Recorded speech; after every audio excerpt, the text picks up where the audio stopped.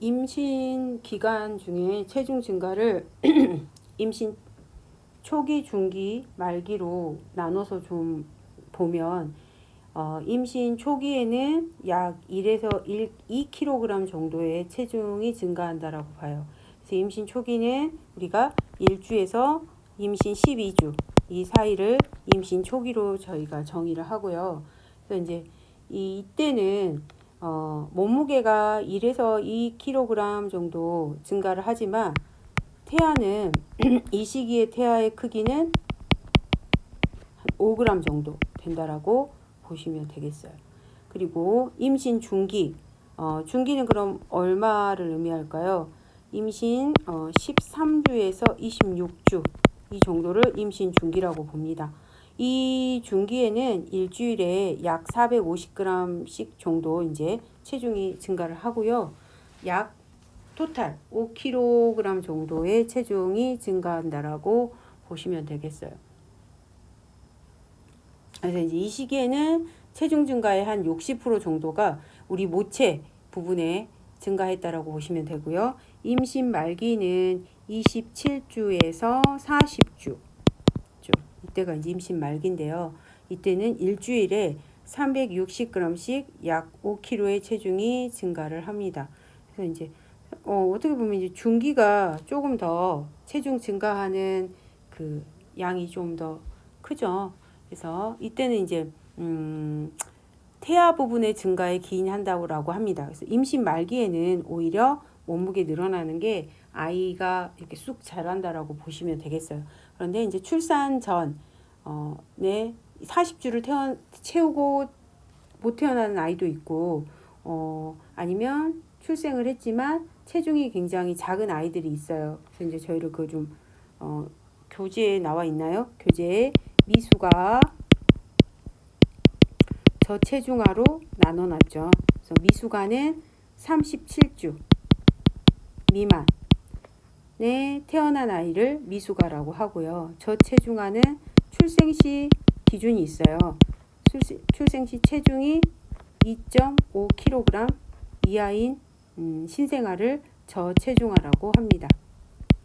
그래서 이제 아무래도 40주를 이런 단어를 이제 선택했다는 건 딱 주수를 채우고 정상적인 몸무게를 가지고 태어난 아이들보다 좀 이제 37주 미만이면 덜 큰 거니까 또 키워야 하고, 체중이 너무 작으면 또 그만큼 체중 뭔가 약간의 다른 점이 있어서 이제 이렇게 분류를 하지 않았을까라고 생각합니다. 근데 임신을 해서 아이를 출산하는 과정까지는 누구도 알 수 없고 뭐 보이지 않잖아요. 그래서 최대한 건강한 아이를 출산할 수 있도록 산모도 조심해야 하고 잘 먹고 건강한 아이를 낳을 수 있도록 잘 지내야 하는 것 같아요.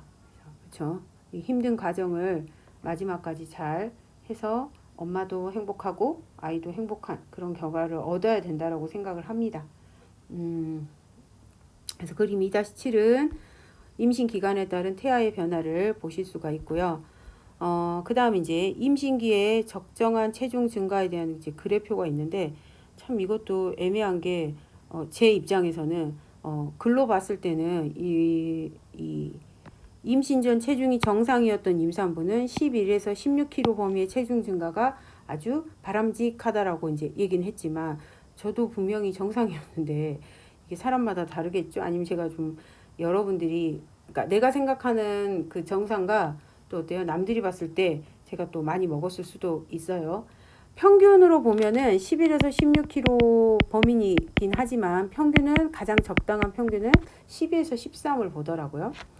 그리고 임신 전에 저체중이었던 임산부는 13에서 18kg 정도의 체중 증가가 바람직하다 그랬어요. 아무래도 임신하기 전에 굉장히 이제 체중이 적게 나갔다면, 그죠? 조금 아이를 생각하면 이 기본적인 정상 몸무게를 유지했던 임산부보다는 조금 더 잘 먹어서 모체의 증가가 더 필요하다라는 생각이 들어요. 그게 이제 태아를 건강하게 출산하는 데 도움이 되는 것 같고요. 임신 전 비만이었던 임산부는 반대로 7kg 이하로 체중 증가를 제한하는 것이 좋다.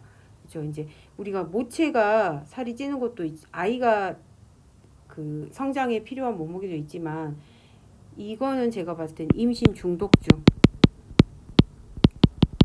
이런 부분들 또 임신성 당뇨라든지 이런 부분들을 우려해서 체중 증가 범위에 제한을 둔 것 같아요. 그래서 이제 임산부의 임신 전 체중 상태에 따른 체중 증가와 신생아의 체중과의 관계 이거는 이제 다양한 임산부들의 사례를 보고 이렇게 표를 해 놓은 것 같아요. 참고만 하시고 얘도 마찬가지. 표 2-4도 임신 전 체중에 따른 임산부의 적정한 체중 증가 범위예요. 근데 이제 이게 적정한 체중 증가 범위지 이 안에 들지 않았다고 해서 비정상은 아닙니다. 다음은 이제 그러면 태반과 태반을 통한 영양소가 어떻게 이동되는지 이제 정말 이것도 상당히 중요한 부분이잖아요. 근데 이 부분 하기 전에 교재 잠깐 보시면 교재 40페이지에 보시면 10대 임신의 문제점에 대해서 나와요. 거기 좀 같이 잠깐 보시고 갈게요. 일단 그 사춘기 여아 같은 경우는 그 초경 후 4년이 경과할 때까지 직선적인 성장이 계속이 된대요. 그래서 이제 결국엔 19세가 될 때까지 성장과 성숙이 꾸준히 일어난다라고 합니다. 근데 이제 그렇다 보면은 생식 능력이 최대 3년, 최대 2에서 3년밖에 되지 않는 이런 10대들이 결국엔 일단 뭐 성숙은 했다 하지만 신체적 성숙이 완전하지 않기 때문에 임신을 했을 때 위험도가 상당히 크다라고 해요. 그리고 이제 또 여기 교재에서처럼 체중 증가에 대한 다이어트라든지 또 이제 식사를 불균형하게 먹고 탄산음료라든지 이런 식품들의 기여도가 높기 때문에 그죠. 그러므로 가져오는 문제가 영양 불균형이에요.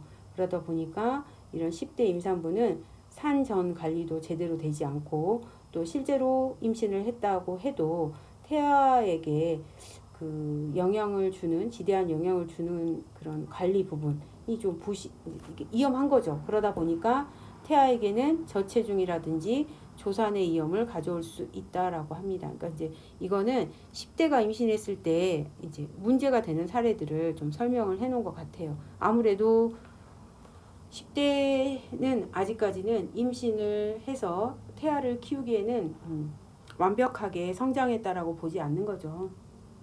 그래서 일단은 이제 만약에 그럼에도 불구하고 10대가 임신을 했다면 그런 임신부들에게도 교육이 좀 필요합니다. 임신 전반기, 중반기, 후반기에는 추가로 칼로리가 필요하기 때문에 에너지라든지 그에 따른 영양소를 충분히 섭취해야 된다는 것을 교육을 하고 적당한 체중이 증가될 수 있도록 먹는 것도 신경 쓰면서 그죠? 그래서 이제 적절한 체중 증가의 필요성을 강조하면서 교육을 해야 된다라고 합니다. 10대에는 아무래도 이제 두려움이 앞설 수 있고 또 어떻게 보면 아직까지는 어리기 때문에 뱃속의 아이보다 나를 생각하는 게 클 수도 있잖아요. 그래서 이제 그것보다는 나의 몸이나 나의 뭐 날씬한 몸이나 먹고 싶은 거 이런 거보다는 아이를 생각하는 그런 영양 섭취 쪽으로 이루어질 수 있도록 10대 임신 한 10대들에게는 이런 교육들이 좀 필요하다라고 생각이 듭니다. 그래서 이제 넘어와서 그 다음으로 이제 태반과 태반을 통한 영양소 이동을 바로 보도록 할게요. 태반 같은 경우는 크게 보면 우리가 영양세포군으로부터 일단 태반이 발달을 했잖아요. 결국에 태아와 모체를 연결해주는 가장 중요한 역할을 하는 게 바로 이 태반이라고 생각을 합니다. 그래서 태반에서 분비되는 호르몬들은요, 우리 모체의 영양소 대사에 큰 영향을 미쳐요. 그러면서 임신을 유지하게 하고요. 만약에 호르몬 분비가 잘못되면 또 임신도 어때요? 유지되는 것에 문제가 생길 수도 있어요. 그래서 이제 이 태반이라는 것은 선택적 물질 이동을 통해서 태아를 보호하는 정말 튼튼한 장벽의 역할을 수행한다라고 보시면 돼요. 그죠? 우리 태반 안에 우리 아이가 있잖아요. 태아를 보호해주는 정말 든든한 하나의 이제 수호 천사 같은 게 바로 태반이라고 보시면 되겠어요. 그래서 태반의 역할을 좀 볼 건데요. 태반은 지금 이제 구조가 이렇게 뭐라 그럴까 단면 어느 일부분만 나와 있는데 태반은 모체와 태아 조직이 합쳐져서 만들어진 원반 모양의 기관이라고 합니다. 그래서 이제 태아는 자궁에서 태반과 연결된 이 제대 있죠, 제대. 이 제대가 뭐예요? 다른 말로 하면 탯줄이죠, 탯줄. 이 탯줄을 통해서 모체의 혈액으로부터 우리 성장과 발달에 필요한 영양소와 산소도 공급을 받고요. 반대로 이 탯줄을 통해서 노폐물도 배설을 합니다. 그래서 이제 이때 정말 시간당 30리터의 혈액이 태반을 통해서 태아로 순환이 되는데요. 또 이 모체에서 태아로, 태아에서부터 모체로 이런 여러 가지 물질들이 이 태반을 통해서 선택적으로 이동이 됩니다. 그래서 이제 영양소의 완충지대 역할을 하고 태반에서 금방 말씀드린 물질 대사가 아주 활발하게 이루어지고요. 이 내분비 기능으로 태반에서 분비되는 이 호르몬들이 아까 설명한 것들 다시 한번 나오죠. 태아와 모체에 영향을 주어 임신 유지 등에 관여를 합니다. 정말 중요한 역할을 하는 거죠. 그리고 아까 제가 수호천사 역할을 한다 그랬잖아요. 태아를 세균 등에 의한 감염으로부터 보호를 해줍니다. 그래서 이제 이 물질 대사가 일어난다 그랬는데요.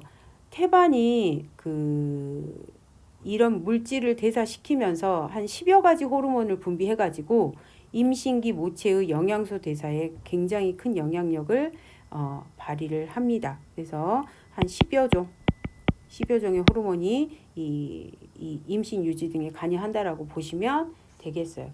그래서 이제 태반 조직 같은 경우는 모체 혈액으로부터 공급되는 포도당의 한 30 내지 40% 가량의 포도당의 30에서 40% 가량의 그 정도를 에너지로 사용을 한대요. 그러다 보니까 이 모체로부터 영양소 공급이 작아버리면 태반 조직이 태아한테 줄 영양소가 별로 없는 거예요. 그렇긴 하지만 그래도 태반은 어떤 존재예요? 어찌됐든 모체가 적게 섭취해도 그걸 다 끌어당겨 가지고 일단 태아에게 우선적으로 이들을 공급을 한대요. 그래서 그럼에도 불구하고 정말 모체가 계속적으로 못 먹고 그죠, 이제 먹는 양이 적고 제대로 먹지 못하면 결국엔 아무리 끌어서 모아서 가져다 준다고 해도 그럼에도 불구하고 더 이상 이 탯줄을 통해서 줄 영양소가 없다면 태반의 기능 자체도 떨어지게 돼요. 그리고 태아 영양과 모체의 건강에 아주 크게 이역을 받게 됩니다. 그래서 정말 태반이 튼튼하게 아이를 키워주고, 그러니까 아이를 지탱해 주려면 그 전에 튼튼한 태반을 갖고 있더라도 차후에 공급되는 영양소라든지 에너지가 제대로 연결이 되지 않으면 그것마저도 무너질 수 있다. 이업을 받을 수 있다라는 걸 아셔야 될 것 같아요. 그래서 모체의 정맥, 동맥 제대로 연결이 돼 있잖아요. 그래서 중요합니다. 태반이. 그러면 이제 우리가 이런 태반을 통해서 영양소가 어떻게 이동이 되고 있는지 볼 건데요. 이제 가장 중요한 당질의 이동을 좀 볼 건데, 이제 우리가 태반을 통해서 영양소가 이동하는 기전을 4가지로 봅니다. 여기 보시면 표 2-5를 보시면 알 수가 있어요. 첫 번째가 단순확산, 두 번째가 촉진확산, 세 번째가 능동수송, 네 번째가 음세포 작용. 이 4가지가 영양소를 이동시키는 기전이에요. 그래서 우리가 이제 이런 기전들은 모체가 가지고 있는 혈액과 아까 그 탯줄 혈액 그 영양소 농도를 비교해서 단순 확산이구나, 촉진 확산이구나 라고 알 수가 있다라고 해요. 그럼 어쩔 때 단순 확산이냐면 말 그대로 양쪽의 농도가 동일할 때, 모체의 혈액과 탯줄의 혈액이 농도가 동일하면 이때 이루어지는 영양소는 이제 단순 확산에 의해서 또는 촉진 확산에 의해서 이동한다라고 보시면 돼요. 그래서 그럼 그런 단순 확산과 촉진 확산에 의해서 이동하는 물질들은 뭐가 있냐? 이런 것들이 있어요. 그래서 포도당이나 철, 비타민 A, 유리지방산, 일부 아미노산 이런 것들은 말 그대로 이제 농도가 동일해서 아주 편하게 왔다 갔다 하는 것들이라고 보시면 되고요. 이제 그 중에서도 이제 단순 확산과 촉진 확산도 다르죠. 말이 다르기 때문에 차이가 있어요. 단순 확산의 경우에는 대부분의 영양소가 어떻게 보면 모체 혈액의 농도가 이 탯줄 그 혈액의 농도보다 사실은 조금 높대요. 그러다 보니까 농도가 어떻게 될까요? 낮은 태아 쪽으로 계속 이동을 하는 거예요. 그러니까 모체 혈액에 있는 농도가 조금 높다 보니까 낮은 쪽으로 계속 확산되는 거죠. 그래서 평행이 도달할 때까지. 그렇죠? 그래서 이제 사실은 농도가 동일하다면 제가 단순 확산이나 촉진 확산에 의해서 이동한다라고 본다고 했잖아요. 그 말은 결국엔 지금 처음엔 차이가 있지만 그 수준을 이렇게 농도를 동일하게 만들려고 하는 성질이 있는 것들이 이런 확산을 이루는 거예요. 왜 얘네들은 높은 쪽에서 낮은 쪽으로 자연스럽게 이동을 하면서 채워주는 거죠. 내가 더 많이 가지고 있으니까 너를 좀 줄게 라고 하면서 이 시소처럼 이렇게 기울어져 있는 게 확산을 통해서 이렇게 수평을 맞추는 거예요. 그래서 모체의 성분, 모체에 이만큼 들어있는 것과 태반으로 이동, 제대열에 있는 게 이렇게 동일 선상에 이루는 거죠. 촉진확산 같은 경우는 이제 반대로 얘는 이제 운반체가 좀 있어요. 운반체가 있다 보니까 단순 확산보다는 좀 빠른 속도로 이동을 해요. 그러니까 옮겨주는 물질이 있다는 거예요. 근데 얘도 운반체만 있다 뿐이지, 그래서 이제 단순 확산이 있는데 촉진이라는 말이 들어있어요. 무엇 때문에? 이 운반체가 있기 때문에. 얘도 똑같아요. 이렇게 높은 쪽에서 낮은 쪽으로 이동하려는 그런 성질들이 있기 때문에 얘네들도 시간이 지남에 따라서 맞아, 내가 많으니까 나눠줄게 라고 하면서 이렇게 수평을 유지를 합니다. 그래서 결국에 개념은 똑같죠. 확산. 너와 나의 농도가 동일하게 맞춰지는 거. 그렇죠? 그래서 이제 맞춰진 상태를 딱 보시면 이거 다 확산에 의해서 이렇게 됐구나 라고 보시면 되는 거예요. 그 다음에 능동수송은 뭐냐면요. 그 농도차에 역행을 하는 거예요. 반대로 이제 아까하고 다른 거죠. 일부 영양소의 경우에는 태아 쪽 제대열의 농도가 모체 혈액보다 높아요. 높은데도 반대로 제대열 방향, 그러니까 높은데도 제대열로 가는 거예요. 높으면 낮은 쪽으로 가는 게 아까 확산이었잖아요. 근데 얘는 아닌 거예요. 높지만 높은 쪽으로 계속 이동하는 거예요. 그러다 보니까 이 능동수송은 운반체 단백질이 필요하고요. 대사 에너지를 필요해요. 왜요? 높은 쪽에 있는 게 사실은 낮은 쪽으로 가려는 게 정상이잖아요. 낮은 쪽으로 가서 수평을 이루려고 하는 건데 능동수송에 있는 물질들은 아니야. 높은 쪽에 있는데 계속 높은 쪽으로 가려고 해요. 그러면 높은 쪽에 많이 쌓여 있는데 그쪽에 갔다가 계속 얹으려고 하니까 그 얹어줄 수 있는 힘이 필요한 거죠. 그러다 보니까 어때요? 아까 제가 말한 것처럼 운반체 단백질이 필요하고요. 또 그 단백질과 같이 대사 에너지, 그쵸? 힘이 필요한 거죠. 그래서 이제 그렇게 이동하는 물질들이 수용성 비타민, 일부 무기질, 칼슘이나 아연, 철, 그 다음에 칼륨, 또 대부분의 중성 아미노산이 이 능동 수송에 관여를 합니다. 그리고 네 번째로 음세포 작용이라는 게 있어요. 잠깐만요. 음세포 작용이라고 하는 것은 이제 얘네들 지금 설명한 단순 확산, 그 다음에 촉진 확산, 능동적 수송 기전에 의해서도 되지 않는 것들이 이제 여기에 해당하는데요. 이거는 이제 그 혈장 단백질 같은 경우가 분자량이 커요. 분자량이 크다 보니까 태반을 바로 통과하지 못해요. 그래서 이제 그러면 바로 통과하지 못하니까 통과하기 위해서 태아가 모체에서 이 태반을 통해 들어온 아미노산을 이용해 가지고 필요한 단백질을 스스로 만들어내는 거죠. 그러면 이제 이때 모체에 있는 면역 글로불린 같은 경우가 들어와 줘야 될 거 아니에요. 그때 이 음세포 작용으로 인해서 면역 글로불린이라든지 알부민, 피브리노겐 이런 것들이 이제 들어오는 거예요. 그래서 이제 이 태아의 혈액으로 이동을 합니다. 이제 이 세 가지하고는 다른 느낌으로 이동을 합니다. 이제 얘네들이 음세포 작용을 해서 몸으로 들어와야만이 뭐가 되는 거예요.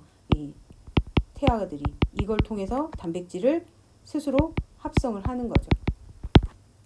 그래서 이제 단백질 자체가 태반으로 들어올 수가 있다 없다, 못 들어온다.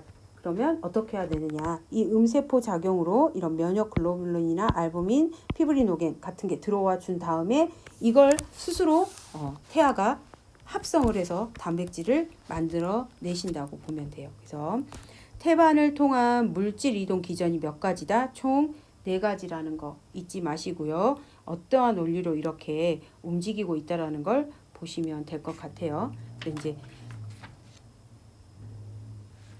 그래서 이제 당질의 이동부터 간단하게 볼 건데요. 이제 이 영양소가 이동하는 원리 4가지를 아셨잖아요.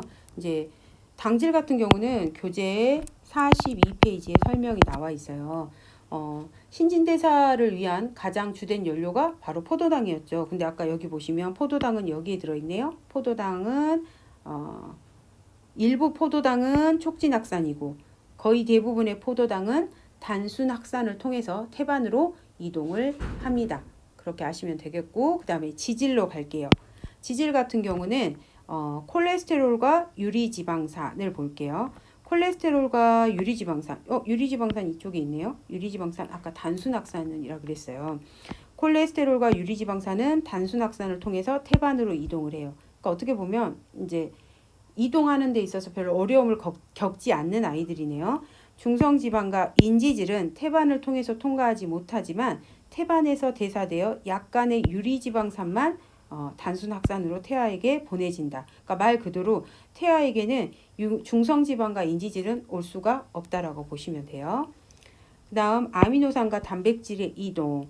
태반세포 내로 들어온 아미노산은 아까 말씀드렸죠. 뭐였죠? 어떻게 들어간다 그랬죠? 단백질이 단백질 자체는 분자량이 커서 이동할 수 없다라고 말씀을 드렸어요. 그래서 이제 음세포 작용을 통해서 이것들이 이제 들어가지면 자체 내에서 단백질 합성을 합니다. 그래서 이제 태반 세포로 들어온 아미노산이 단백질 합성에 사용되기도 하고 유리 아미노산으로 분해가 되더라. 비타민 같은 경우는 지용성 비타민 단순 또는 촉진 확산에 의해서 태반에 이동하고요. 수용성 비타민 같은 경우는 능동 수송으로 이동을 하며 태아의 수용성 비타민 농도는 모체보다 높다. 아까 그랬죠. 능동 수송으로 이동되는 것들은 일단 태아에 더 많이 높게 포진되어 있습니다. 그런데 그럼에도 불구하고 평행을 만든다? 아니다. 계속적으로 태아에 더 쌓아준다라는 거예요. 모기질의 이동. 나트륨과 다른 전해질들도 쉽게 태반을 통과해서 모체에서 어디로 간다? 태아에게 이동할 수 있다라고 봅니다.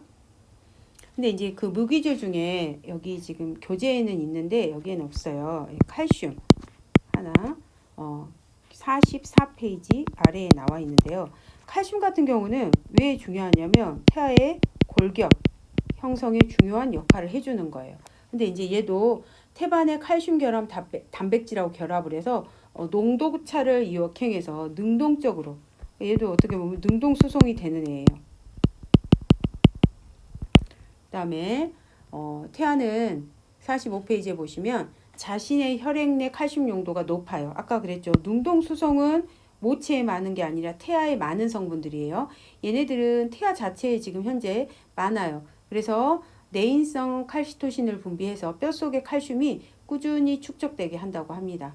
그리고 반대로 이제 비타민 D 같은 경우는 태반을 쉽게 통과해요. 그래서 모체나 태아 모두에게 칼슘이 보유되도록 돕는다. 그러니까 얘는 어떻게 보면 이제 확산의 원리로 가는 거죠. 얘는 다행히 평행을 유지시켜 주네요.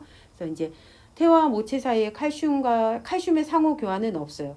모체에 부족하다고 해서 태아가 엄마에게 칼슘을 주지 않는다는 거예요. 그리고 이제 그렇죠. 태아에서 모체로의 이동도 일어나지 않는다라고 했어요. 그래서 따라서 태반을 통한 칼슘의 이동은 정말 일방적인 과정이라고 보시면 되겠어요. 그래서 이렇게 해서 태반에서 이루어지는 영양소의 이동까지 한번 살펴보았습니다.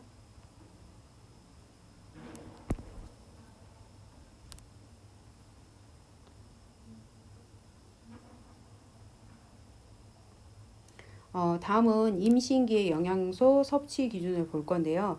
임신기에는 이제 일단 영양의 목표는 임산부와 태아에게 충분한 열량과 영양소를 보급하는 것이 첫 번째 목표고요. 두 번째, 임신으로 인한 대사장애를 최소한으로 감소시키는 것이 두 번째 목표입니다. 그래서 이제 일단은 이 두 가지 목표를 한꺼번에 동시에 충족시키는 게 중요하죠. 그렇지만 과다하게 영양을 섭취했을 때는 임신부에게 비만도 가져올 수 있고 임신성 당뇨, 고혈압, 자간전증, 제왕절개, 사산, 분만장애, 모유 부족 등의 위험을 증가시킬 수도 있다라는 점을 아셔야 돼요. 그래서 이 자간전증 같은 경우는 교재 45페이지에 설명이 나와 있어요. 뭐라고 나와 있냐면 임신 후기 중독증을 자간전증이라고 해요. 그래서 뇌나 신경계 이상을 일으켜서 경련, 전체 경련을 일으키는 자간증의 전 단계를 자간전증이라고 합니다. 그래서 이제 오히려 과다한 영양 섭취가 이런 것들도 불러 일으킬 수 있기 때문에 결국엔 어느 단계가 됐든 그 과한 수준을 넘어가지 않는 평균을 유지하는 그런 영양 섭취가 필요하다라고 보시면 되겠어요.